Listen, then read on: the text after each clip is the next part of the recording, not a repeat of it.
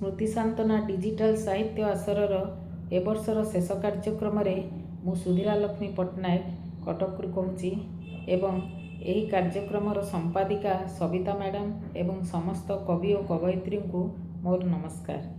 ମୋ କବିତାର ଶୀର୍ଷକ ନୂଆ ବରଷ ଆସିବ।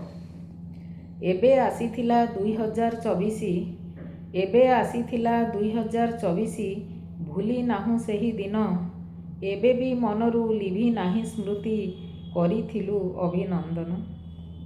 ବିତି ଯାଇଅଛି 11ଟି ମାସ, ଦୁଃଖ ହସ ଖୁସି ଦେଇ। ଦ୍ୱାଦଶ ମାସଟି ବର୍ଷର ଶେଷ, ଆସିଅଛି ପାଦ ଥୋଇ। ସଭିଏଁ ଜାଣିଛେ ବର୍ଷକ ଅଟେ 12 ଗୋଟି ମାସ, 6 ଋତୁ ନେଇ ଆସେ। 365 ଦିନ ହୁଏ, ଧୀରେ ଧୀରେ ସରି ଆସେ। ଡିସେମ୍ବର 31 ପରେ 24 ମସିହା ବିଦାୟ ନେବ। 2025 ମସିହା ଆସିବ, ନୂଆ ସମ୍ଭାବନା ଆଣିବ। ଆସୁଛି ନୂତନ ବର୍ଷ ଏ ଧରାକୁ, ସଜେଇ ହୋଇବ ଧରା।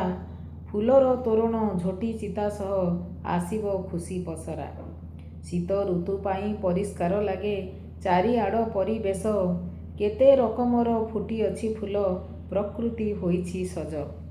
ସକାଳେ ସନ୍ଧ୍ୟାରେ କୁହୁଡ଼ି ଘେରରେ ରହୁଛି ଗ୍ରାମ ସହର। ସବୁ ଜିମା ଭରା ସବୁଜ ବନାନୀ, ଦିଶେ ଭାରି ମନୋହର। ଆଉ କିଛି ଦିନ ବାକି ଅଛି ଏବେ ସରିବାକୁ ବର୍ଷ ଶେଷ। ଆସୁଛି ନୂତନ ବର୍ଷ 25, ସବୁରି ମନେ ହରଷ। ଆଶାର ଆଲୋକ ନେଇକି ଆସିବ ନୂଆ ବର୍ଷ ଆମ ପାଇଁ।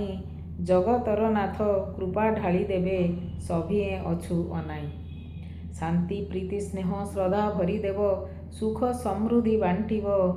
2024 ଅତୀତ ହୋଇବ, ନୂଆ ବରଷ ଆସିବ। 2024 ଅତୀତ ହୋଇବ, ନୂଆ ବରଷ ଆସିବ। ଶେଷରେ ଆପଣମାନଙ୍କୁ ଆଗାମୀ ନୂତନ ବର୍ଷ 2025 ପାଇଁ ଅନେକ ଅନେକ ଶୁଭକାମନା ସହ ରହୁଛି। ଧନ୍ୟବାଦ।